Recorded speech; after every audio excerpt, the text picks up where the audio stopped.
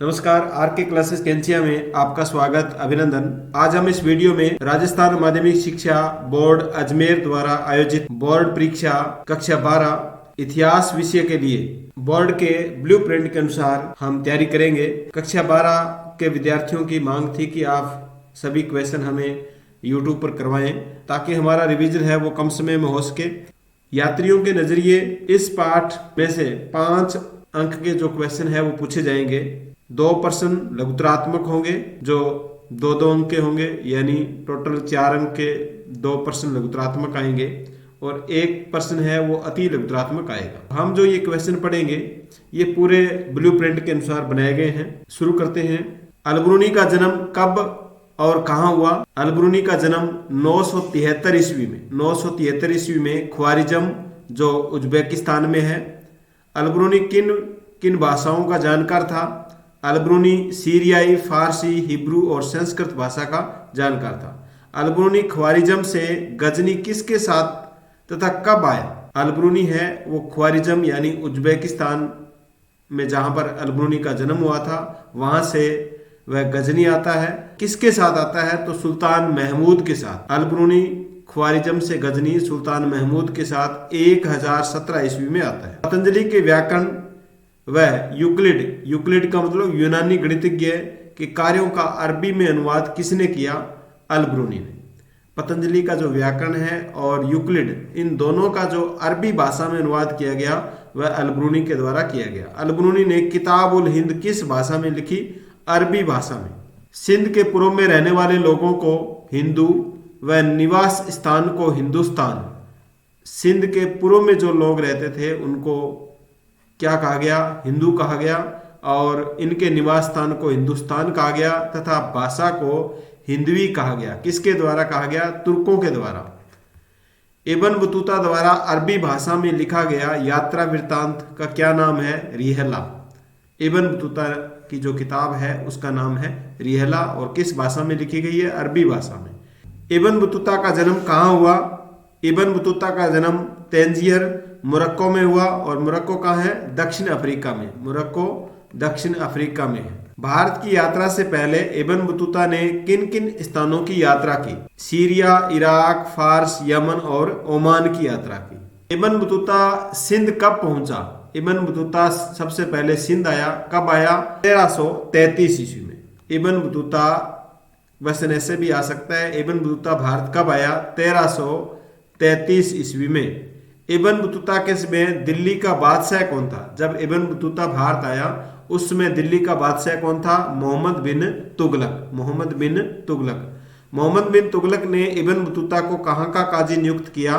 दिल्ली का। सुल्तान मोहम्मद बिन तुगलक ने Ibn Battuta को मंगोल शासक के पास दूत बनाकर चीन कब भेजा? 1342 ईस्वी। इब्न बतूता किस स्थान पर 18 महीनों तक काजी रहा? मालदीव। इब्न बतूता 18 महीनों तक काजी कहां पर रहा? मालदीव में रहा। क्वेश्चन ऐसे भी पूछा जा सकता है, इब्न बतूता मालदीव में कितने महीने तक काजी के पद पर रहा? 18 में। और इनको काजी पद पर किसने नियुक्त किया? मोहम्मद बिन तुगलक ने। इब्न बतूता सुमात्रा से चीन के किस बंदरगाह पर गया? सुमात्रा से चीन के किस बंदरगाह पर गया? जैतून नामक बंदरगाह पर।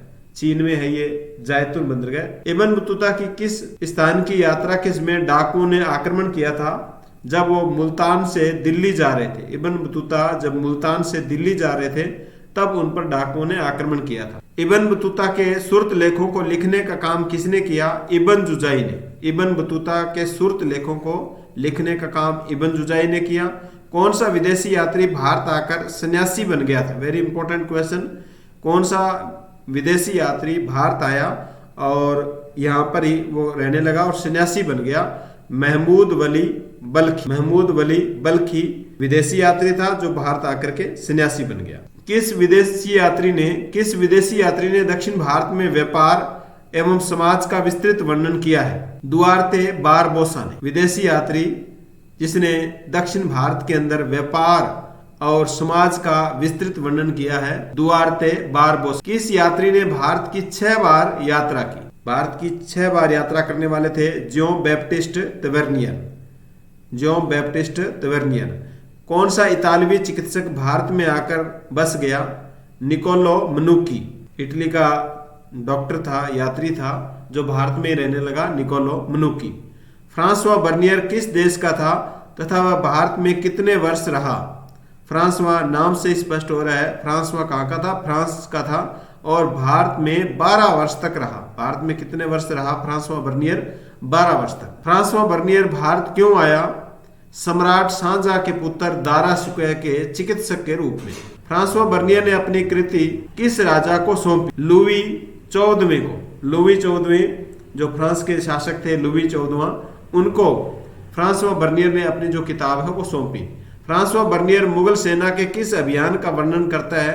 मुगल सेना के कश्मीर में जो मुगल सेना ने अभियान किया था उसका वर्णन फ्रांसवा बर्नियर के द्वारा किया गया है।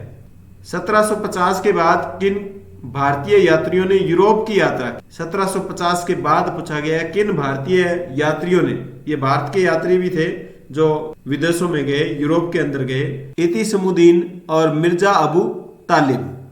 मिर्जा अबू तालिब और शेख इतिसमुद्दीन ये यात्री भी जो भारत के हैं और इन्होंने यूरोप की यात्रा की थी। इब्न बतूता किन दो वानस्पतिक उपज का वर्णन करता है? नारियल और पान का। इब्न बतूता भारत के किस शहर को सबसे बड़ा बताता है? दिल्ली को।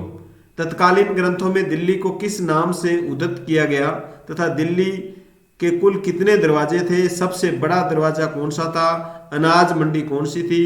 और बगीचा दरवाजों के नाम आपको बताने, बगीचा और दरवाजे हैं उनके नाम बताने हैं।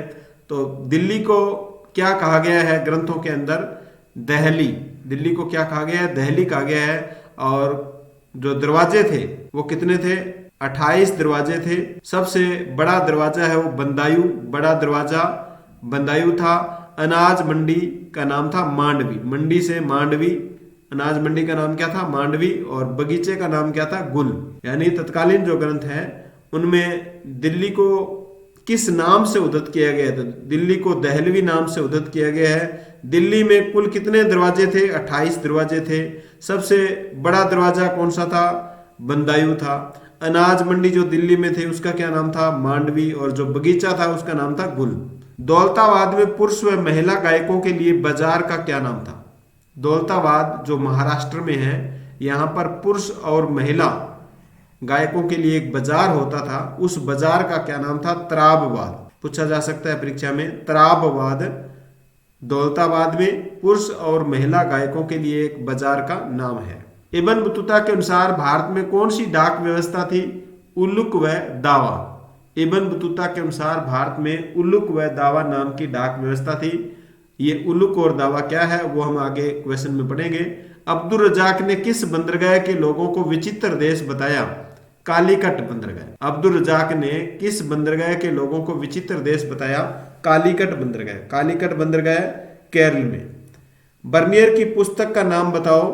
Travels in the Mughal empire. Bernier की किताब का नाम क्या है? Travels in the Mughal empire. कौन सा डच यात्री भारत के लोगों में व्यापक गरीबी देखकर अचंभित हुआ? यानी गरीबी से संबंधित जो वर्णन करता है वह यात्री कौन सा है? पेलसर्ट। कौन सा डच यात्री था? ये पेलसर्ट डच यात्री था जो भारत में व्यापक गरीबी को देख करके क्या होता है? अचंभित होता है, वह है पेलसर्ट। मुगल काल का कौन सा सरकारी इतिहासकार? मुगल काल का सरकारी इतिहासकार है जो भूमि रासों को रासों का परिश्रमिक बताता है, तो ये है अबुल फजल। बर्नियर मुगल कालीन शहरों को क्या कहता है? शिविर नगर। बर्नियर मुगल कालीन जो शहर थे उनको क्या कहता था? शिविर नगर कहता था। कौन सा इतिहासकार राजकीय कारखानों का विस्तृत वर्णन करता है? बर्नियर। राजकीय जो कारखाने हैं उनका विस्तृत वर्णन कौन करता है? बर्नियर करता है। पश्चिमी भारत में व्यापारिक समूहों को तथा उनके मुखिया को क्या कहा जाता था? पश्चिमी जो भारत है उसमें व्यापारिक समूह को महाजन कहा जाता था और जो उनका मुखिया होता था व्यापारिक समूह को उसको सेठ कहा जाता था। महाजन और सेठ। इब्न बतूता ने सुल्तान को कहां पर किशमिश, बादाम, दास और घोड़ा भेंट किया? इब्न बतूता ने सुल्तान को किस स्थान पर किशमिश, बादाम, दास और घोड़ा भेंट किया? सिंध में। किन धर्मोपदेशक के प्रवचन से खुश होकर मोहम्मद बिन तुगलक ने 1 लाख टक्के तथा 200 दास दिए थे। धर्म उपदेशक था जिसको मोहम्मद बिन तुगलक ने 1,00,000 टक्के और 200 दास दिए थे, वह था नसीरुद्दीन। बर्नियर ने किस स्थान पर 12 वर्षीय बालिका को सती होते हुए देखा? लाहौर में। कौन सा यात्री किस देश का था? कि जो देश है वो आपको याद करने हैं। मार्को पोलो कहाँ का था? इटली का। मार्को पोलो इटली का था। आफासानी निकितिन ये रूस का था। और दुर्ते बारबोसा पुर्तगाल, दुर्ते बारबोसा पुर्तगाल। सैदी अली रईस तुर्की का। अंतोनियो मानसरेते ये स्पेन का था। महमूद वली बलख ये बलख का था, जो भारत इसको इतना पसंद आया कि यहाँ पर ये क्या बन गया? सन्यासी है वो बन गया। पीटर मुंडी कहाँ का था? इंग्लैंड का। पीटर मुंडी इंग्लैंड का। एक बार फिर से देख लो। मार्को पोलो इटली का। आफासानी निकेतिन रूस का। दुर्ते बारबोसा पुर्तगाल का। सैदी अली रईस तुर्की का। अंतोनियो स्पेन का। महमूद वली बलख का। पीटर मुंडी इंग्लैंड का। जो बैप्टिस्ट तेवर्नियर ये फ्रांस का यात्री था। जो बैप्टिस्ट तेवर्नियर फ्रांस का। बर्नियर ने वृत्तांत में अपना जो यात्रा वृत्तांत है उसमें नगरीय जनसंख्या का कितना प्रतिशत बताया है? 15%। बर्नियर ने कहा है कि कुल जो जनसंख्या थी उसका 15% कहाँ रहती है? नगर में रहती है। बर्नियर के वृत्तांत से प्रभावित होने वाले पश्चिमी विचारक थे। बर्नियर के वृत्तांत से प्रभावित होने वाले पश्चिमी विचारक मोंटेस्क्यू और कार्ल मार्क्स थे। मोंटेस्क्यू और कार्ल मार्क्स। कृषकों को इतना नचोड़ा जाता है कि पेट भरने के लिए उसके पास सूखी रोटी भी मुश्किल से बचती है। यह कथन किसका है? पेलसर्ट का। पेट भरने से उसके पास सूखी रोटी नहीं बचती, ये गरीबों के बारे में वर्णन किया है किसने? पेलसर्ट ने। अब है लघुतरात्मक जो क्वेश्चन है वो। लघुतरात्मक क्वेश्चन 2 आएंगे और एक अति लघुतरात्मक क्वेश्चन आपके पेपर में आएगा। किताबुल हिंद कितने अध्यायों में विभक्त है? इसमें किन किन की जानकारी हमें मिलती है? किताबुल हिंद अरबी भाषा में। किताबुल हिंद किस भाषा में है? अरबी भाषा में है। ये 80 अध्याय है इसमें।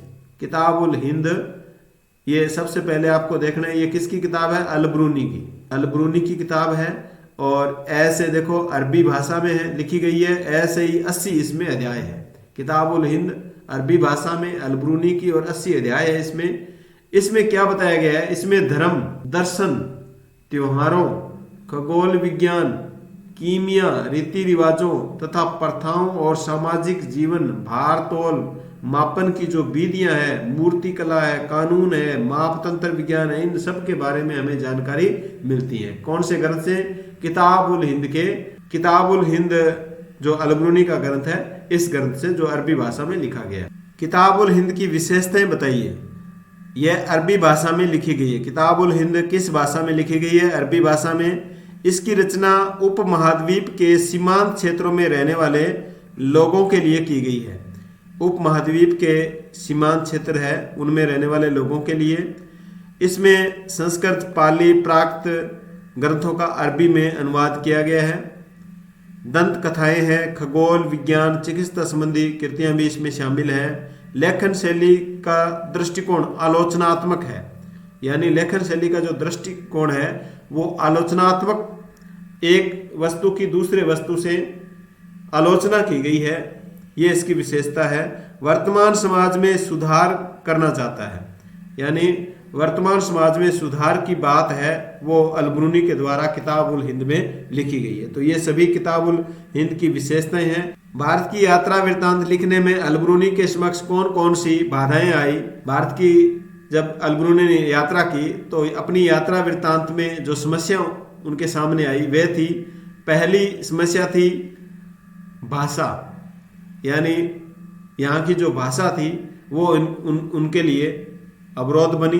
धार्मिक अवस्था तथा प्रथाओं में भिन्नता, जब वो एक क्षेत्र से दूसरे क्षेत्र में गए तो अलग अलग धार्मिक अवस्थाएं थी, धार्मिक प्रथाएं भी वो हर क्षेत्र की अलग अलग थी, ये भी उसके लिए बाधक बनी यात्रा में। अभिमान, ये भी उसके लिए बाधक था। ब्राह्मणों की कृतियों पर आश्रित रहना, जो अलब्रूनी था वह ब्राह्मणों उसके पास कोई ग्रंथ नहीं थे, उसने ब्राह्मणों की जो ग्रंथ है, ब्राह्मणों की जो कृतियां हैं उनको इकट्ठा किया और उनसे भी कुछ सूचनाएं प्राप्त की, वो सही थी गलत थी इसलिए वह इन ब्राह्मणों के ग्रंथों पर निर्भर था। तो ये समस्या थी, भाषा और जो धार्मिक अवस्थाएं और प्रथाएं हैं उनमें विभिन्नता थी, अभिमान था, ब्राह्मणों की कृतियों पर आश्रित रहना।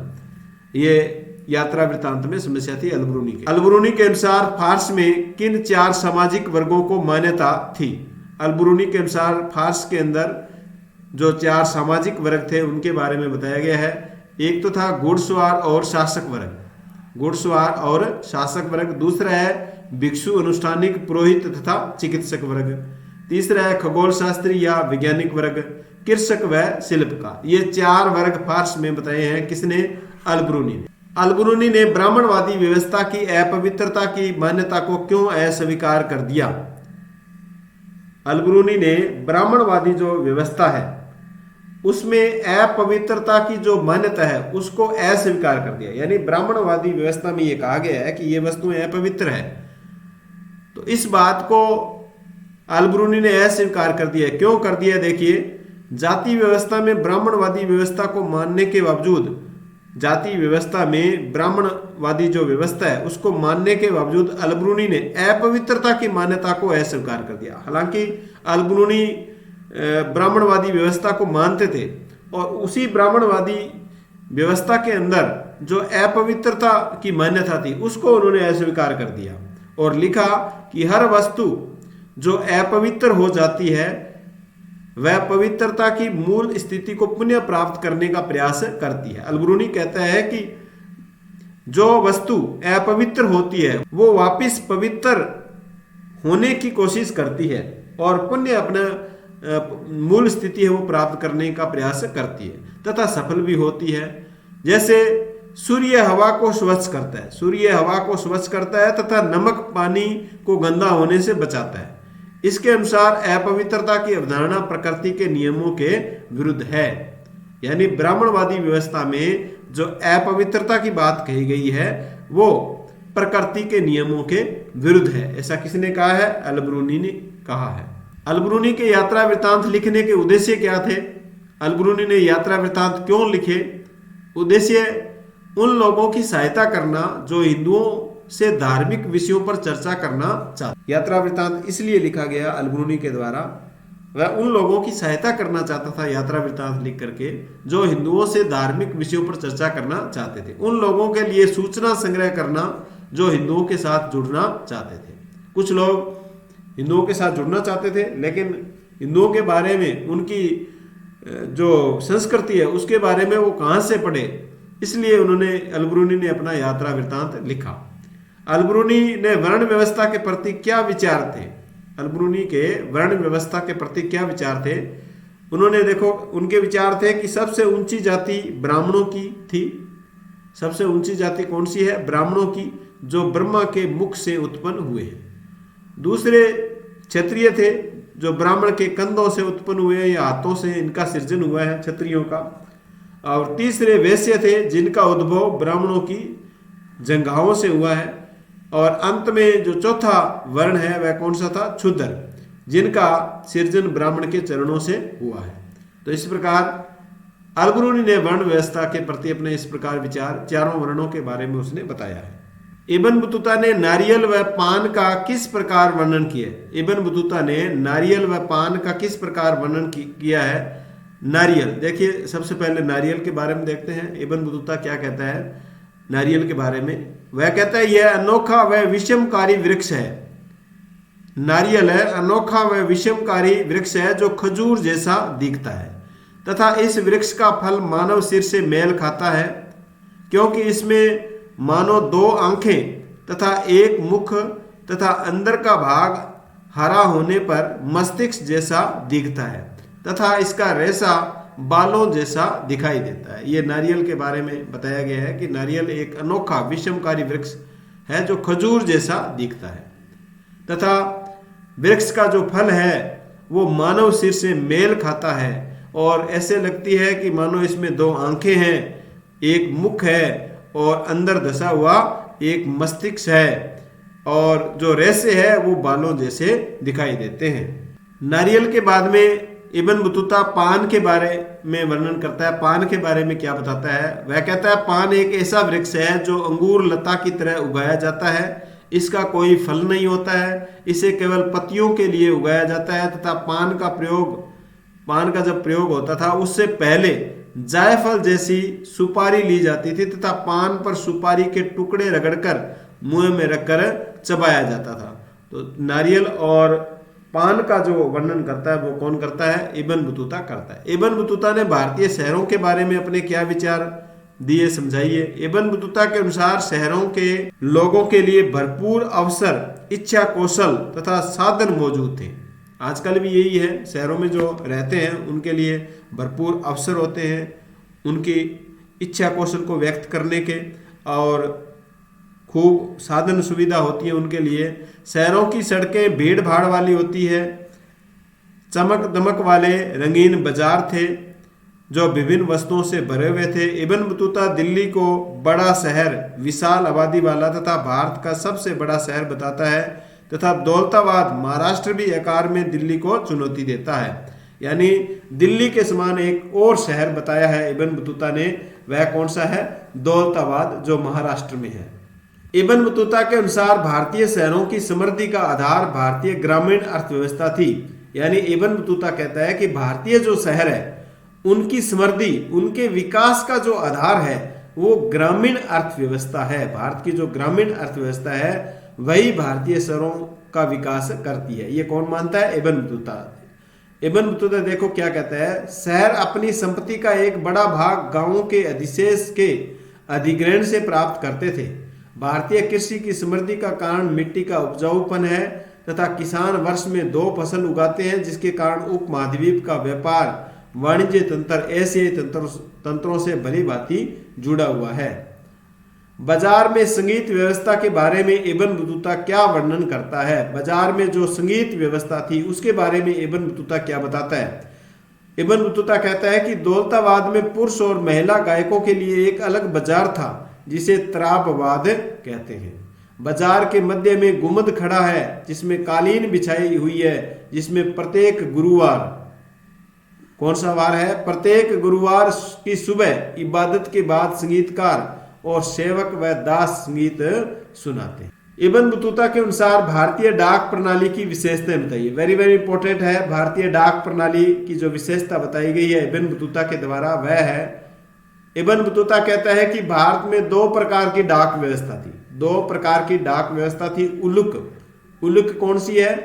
यह अश्व डाक व्यवस्था थी जिसमें हर 4 मील की दूरी पर स्थापित राजकीय घोड़ों द्वारा चलती थी।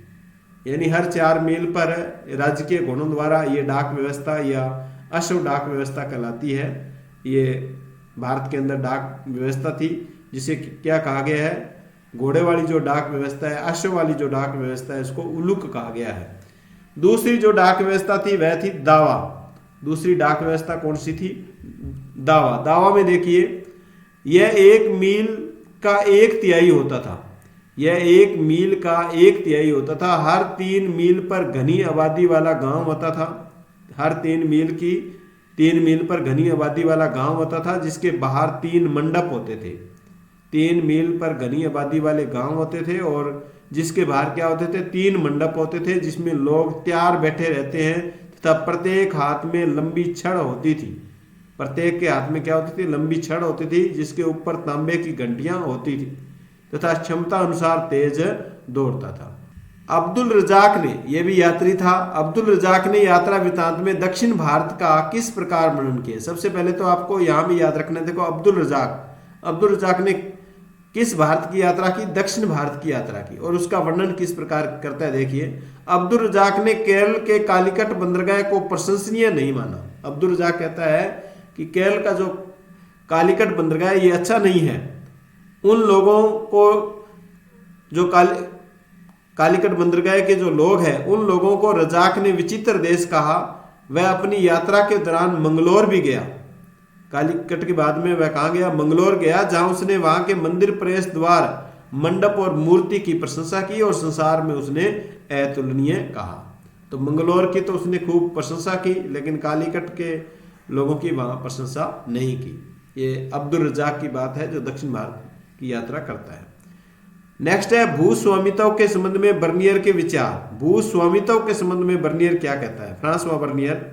फ्रांसवा बर्नियर के अनुसार भूस्वामित्व निजी हाथों में होना चाहिए। फ्रांसवा बर्नियर कहता है कि जो भूमि है उसका मालिक है वो निजी हाथों में, निजी व्यक्ति होना चाहिए, जबकि भारत में निजी भूस्वामित्व का अभाव था। जब बर्नियर यहाँ भ्रमण पर आया था उसमें भारत में जो भूमि थी उसका स्वामी कोई व्यक्तिगत नहीं था। कौन था? फ्रांसवा बर्नियर ने भूमि पर राजकीय स्वामित्व को राज्य व उसके निवासियों दोनों के लिए हानिकारक बताया है। यानी जब फ्रांसवा बर्नियर भारत आया था उसमें जो भूमि थी वह सार्वजनिक भूमि थी, राजा के अंडर में थी। तो बर्नियर कहता है कि ये सही नहीं है, ये यहाँ के जो निवासी है उनके लिए क्या है? हानिकारक है। बर्नियर क्या कहता है? बर्नियर कहता है कि भूमि का जो स्वामी है वह व्यक्तिगत होना चाहिए, न कि सार्वजनिक। फ्रांसवा बर्नियर भारतीय समाज को दरिद्र गरीब लोगों का समूह क्यों कहता है? फ्रांसवा बर्नियर भारतीय समाज को दरिद्र लोगों का जन समूह के रूप में वर्णन करता है। बर्नियर के अनुसार अमीर व शक्तिशाली शासक वर्ग समाज के निम्न व निर्धन जनसमूह पर निरंकुश शासन का। बर्नियर कहता है कि जो अमीर वर्ग और शक्तिशाली वर्ग था वह निम्न या निर्धन जनसमूह पर निरंकुश शासन करता था, तानाशाही शासन करता था।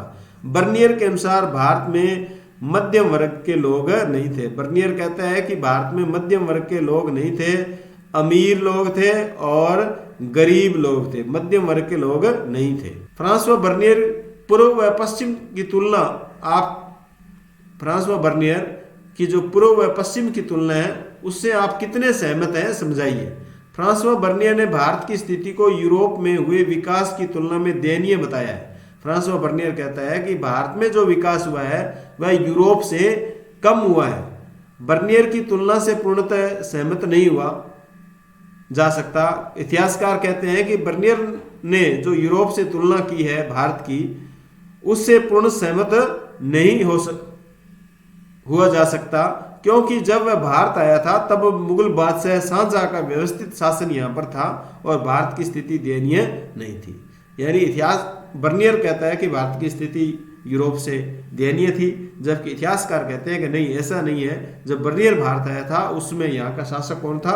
शाहजहां था और उसका शासन बहुत अच्छा था, भारत की स्थिति दयनीय नहीं थी। फ्रांसवा बर्नियर द्वारा प्रस्तुत ग्रामीण समाज का चित्रण सच्चाई से बहुत दूर था, कथन को स्पष्ट कीजिए। देखो, फ्रांसवा बर्नियर कहता है कि समाज में दो ही वर्ग थे, एक तो अमीर वर्ग और दूसरा गरीब वर्ग, निम्न वर्ग। दो ही वर्ग बताता है, अमीर वर्ग या शक्तिशाली वर्ग कहते हैं, या गरीब वर्ग या निम्न वर्ग थे। ये कौन कहता है? Francois Bernier. लेकिन ये बात सच्चाई से बहुत दूर थी, इस बात को स्पष्ट करना है। 16वीं और 17वीं शताब्दी में ग्रामीण समाज में चारित्रिक रूप से बड़े पैमाने पर सामाजिक और आर्थिक विभेद थे। यह कहा गया है कि 16वीं शताब्दी में जो ग्रामीण समाज है उसमें बड़े पैमाने पर भेद था, सामाजिक रूप से भी भेदभाव था और आर्थिक रूप से भी भेद था। एक और बड़े जमींदार थे जो भूमि पर उच्च अधिकारों का उपभोग करते थे। तो एक वर्ग कौन सा था? बड़े जमींदारों का था जो भूमि पर उच्च अधिकारों का उपयोग करते थे। दूसरी ओर अस्पृश्य भूमिहीन श्रमिक थे। और इन दोनों के बीच में एक किसान था। देखो, 3 वर्ग हो गए, इसका मतलब वो सच्चाई नहीं है। बर्नियर कहता है कि 2 ही वर्ग थे, अमीर और गरीब, जबकि 3 वर्ग बताए गए हैं। एक तो जमींदार बड़े और जो उच्च अधिकार वाले लोग थे, और दूसरे अस्पृश्य भूमिहीन श्रमिक थे, और तीसरा इनके बीच में एक बड़ा किसान था। 3 वर्ग थे। और जो किसान है वो किराए के श्रम का प्रयोग करके माल उत्पादन में संलग्न रहता था। यानी जमींदार, किसान और श्रमिक वर्ग, ये 3 वर्ग थे 16वीं और 17वीं शताब्दी, जबकि फ्रांसवा बर्नियर कहता है कि 2 ही थे, अमीर और गरीब। तो ये उसकी सच्चाई से परे है, वो उसकी बात है वो सही नहीं है। राजकीय कारखानों के बारे में बर्नियर क्या विवरण देता है, समझाइए। राजकीय कारखानों का वर्णन करने वाला जो यात्री है वह है बर्नियर। कई स्थानों पर बड़े कक्ष दिखाई देते हैं कारखानों के अंदर, जिन्हें कारखाना अथवा शिल्पकारों की कार्यशाला कहा जाता है। एक कक्ष में कशीदाकार एक मास्टर के निरीक्षण में कार्यरत थे, दूसरे कक्ष में सुनार को देखा जा सकता है, तीसरे में चित्रकार, चौथे में प्रलाक्षा रस का रोगन लगाने वाले, पांचवें में बढ़ई और खरादी, दर्जी, जूते बनाने वाले, छठे में रेशम और जरी तथा महीन मलमल काम करने वाले थे। यानी ये जो फ्रांसवा बर्नियर है ये राजकीय कारखानों का वर्णन करता है कि उसमें ये कमरे थे और इन कमरों में ये लोग काम करते थे। बर्नियर शहरी समूह में किन किन वर्णों का उल्लेख करता है? शहरी समूह में वह व्यावसायिक वर्ग का उल्लेख करता है, जैसे चिकित्सक है, अध्यापक है, अधिवक्ता है, चित्रकार है, वास्तुविद है, संगीतकार है, इन सब का उल्लेख करता है। किस वर्ग का उल्लेख करता है? व्यवसायिक वर्ग का उल्लेख करता है शहरों के अंदर। इब्न बतूता के विवरण के अनुसार दासों में काफी भिन्नता थी। इब्न बतूता कहता है कि दास एक जैसे नहीं थे, अलग अलग वैरायटी के दास थे। स्पष्ट कीजिए। हर बड़े छोटे अमीर के साथ अपने अपने दासों में से एक को रखने की जो उसके अमीरों की मुखबरी करता था। यानी अमीर जो लोग हैं वो अपने पास जो दास होते थे उन दासों में से कोई एक को अपने पास रख सकते थे जो उनकी मुखबरी करता था, और उन्हीं दासों में से जो महिला दास है उनमें से कुछ को महिला सफाई कर्मचारियों की भी नियुक्ति करता है, जो बिना बताए घर में दाखिल हो जाती थी, जो भी जानकारी होती थी सुल्तान को दे देती थी। कुछ दासियां संगीत गायन में निपुण थी, उनको संगीत में रखा जाता था। यानी अलग अलग वैरायटी के दास थे इब्न बतूता के विवरण के अनुसार। कुछ दास मुखबरी करते थे, कुछ महिलाएं जो दास थी वो साफ सफाई का काम करती थी और सीधे राजा के दरबार में आ जा सकती थी, उन पर कोई रोक टोक नहीं थी, और राजा को जानकारी है वो देती थी। कुछ संगीत जो दासियां हैं वो संगीत में निपुण थी, तो उनको गायन के लिए रख लिया जाता था। नेक्स्ट है सती प्रथा के बारे में बर्नियर के क्या विचार थे, समझाइए। बर्नियर ने सती प्रथा का विस्तृत विवरण किया है। उसने लिखा है कि कुछ महिलाएं प्रसन्नता से मृत्यु को गले लगा लेती थी। सती प्रथा के बारे में कहता है कुछ महिलाएं खुश होकर के मृत्यु को गले लगा लेती थी और अन्य को मरने के लिए बाध्य किया जाता। कुछ महिलाएं ऐसी थी जिनको मरने के लिए बाध्य किया जाता था। बर्नियर ने लाहौर में एक बहुत ही सुंदर अल्प वयस्क विधवा जिसकी आयु कितनी थी, मात्र 12 वर्ष थी, उसकी बलि होते हुए देखा है। मैं अपनी भावनाओं को दबाने और कोलाहलपूर्ण तथा व्यर्थ के क्रोध को बाहर आने से रोकने में असमर्थ था। यानी 12 वर्षीय जो विधवा थी उसको सती होते हुए बर्नियर देखता है। 10वीं और 7वीं शताब्दी के काल में लोगों के यात्राएं करने के क्या उद्देश्य थे? लोग यात्राएं क्यों करते थे 10वीं से 17वीं शताब्दी के बीच? व्यापारियों, सैनिकों, पुरोहितों व तीर्थ यात्रियों के रूप में यात्रा करते थे। कुछ व्यापारी होते थे, कुछ सैनिक इधर उधर जाते थे, पुरोहित भी जाते थे, तीर्थ यात्री भी जाते थे। कार्य की तलाश में भी लोग यात्रा करते थे। साहस की भावना से प्रेरित होकर के भी यात्रा करते थे। आपदाओं से बचाव करने के लिए एक स्थान से दूसरे स्थान पर चले जाते थे। कुछ जानने की उनकी इच्छा थी, इसके लिए भी वो यात्रा करते थे। नेक्स्ट और अंतिम इसका क्वेश्चन है, इब्न बतूता एक अकेला यात्री था, इस कथन की व्याख्या कीजिए। यात्रियों की यात्रा के समय कई समस्याओं का सामना करना पड़ता है, डाकुओं के हमले, बीमारी, परंतु इब्न बतूता बहुत ही अकेला यात्री था। उसकी मुल्तान से दिल्ली की यात्रा के समय डाकुओं ने उस पर हमला कर दिया था, जिससे उसके कई साथी मारे भी गए, परंतु फिर भी वह घर वापस नहीं गया और उसने कुछ जानने की उत्कंठा को लेकर अपनी यात्रा पूरी की। यानी अकेला यात्री था वह, उसके साथी मारे गए, डाकुओं ने उस पर हमला कर दिया, फिर भी वह डटा नहीं, वापस नहीं गया और उसने अपनी यात्रा पूरी की और जानने की उत्कंठा को लेकर के उसने अपनी यात्रा पूरी की। तो हमने ये चैप्टर पढ़ा, इसको आप 1-2 बार रिवीजन करेंगे तो ये याद हो जाएंगे और 5 जो नंबर है वो आपके पक्के हो जाएंगे।